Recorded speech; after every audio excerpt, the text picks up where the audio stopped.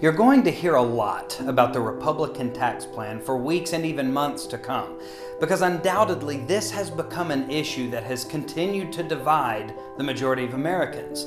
You have those on the right who are saying that this is your tax money, you get to keep it. And then you already have those on the left, led by the new liberal lion Bernie Sanders, who are saying if the Democrats take control again, your taxes will go up. In fact, Bernie Sanders is quoted saying this. So no tax hikes below the top 1%? I didn't say that. I think if you're looking about guaranteeing paid family and medical leave, which virtually every other major country has, so that when a mom gives birth, she doesn't have to go back to work in 2 weeks. So if there's an illness in the family, dad or mom can stay home with the kids. That will require a small increase in the payroll tax. I'm on board Senator Gillibrand's legislation, and we can accomplish that with just a small increase in the payroll tax. But that'll hit everybody. That's going to hit everybody. That would hit every. Yeah, it would. The issue of taxes is just as important and controversial as many of the social issues we discuss. But the central question remains, does the government have a right to your stuff, to your property? And if so, how much of that? At what point does it become inappropriate for the government to continue to encroach on your liberty? You work at your job. You work your 40 hours a week. Actually, let's say 50. None of us work a 40-hour week anymore. And before you get to see the fruits of your labor, the government has ripped a chunk out of your paycheck.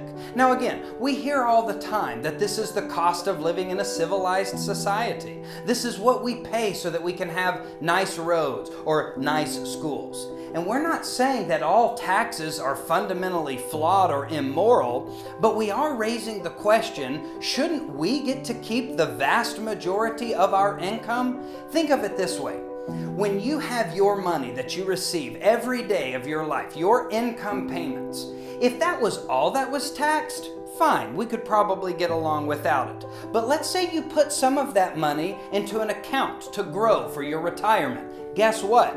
Whether you tax it before or you tax it after, you're going to get taxed.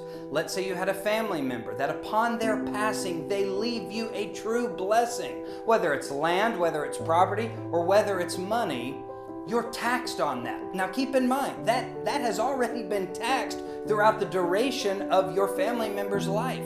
We are overtaxed as a country. This is why you have a lot of people exclaiming that taxation is theft. Because again, if the government gets to decide what to do with that money, and let's say this, who is the government? It's a bunch of representatives up in Washington who are deciding which programs are worth taking your money without your choice. And I want to emphasize that it's without your choice for this reason.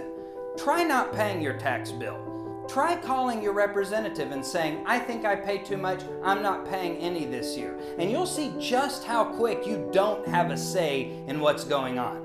If taxation without representation rings a bell, that's why. So how our taxes work on the grand scheme of things. You get your money, you're taxed on it. You go to the grocery store, or you buy something else, that money's taxed. We've talked about inheritance. We've talked about what you're going to do with all that money.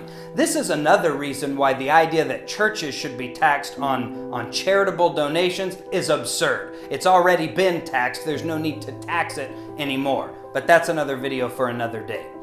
Ultimately, the Republicans have been courageous in deciding to tackle something that has not been tackled in nearly 30 years. Regardless of what side of the political aisle you may be on, we should be applauding certain of our representatives for wanting to fix the outdated, outmoded, and quite preposterous tax code. It's your money, and I'm okay letting the government have some of it to do whatever they might need, but I need to consent to it. And at some point, the idea that if we would just tax people more, we'd live in a more just or a more prosperous society is false. We've seen it for 30 years.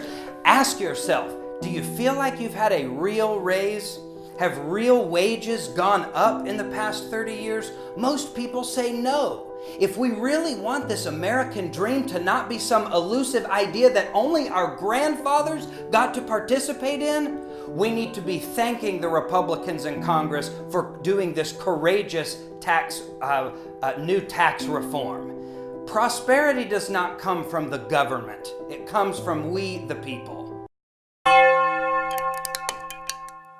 Hey guys, if you liked that video, please be sure to share it on Facebook and go ahead and check out our YouTube channel, like us on Facebook, and follow us on Twitter. We also have a lot of content on a variety of different topics on our Facebook page, so be sure to check that out too. Again, restoring our republic begins with we the people.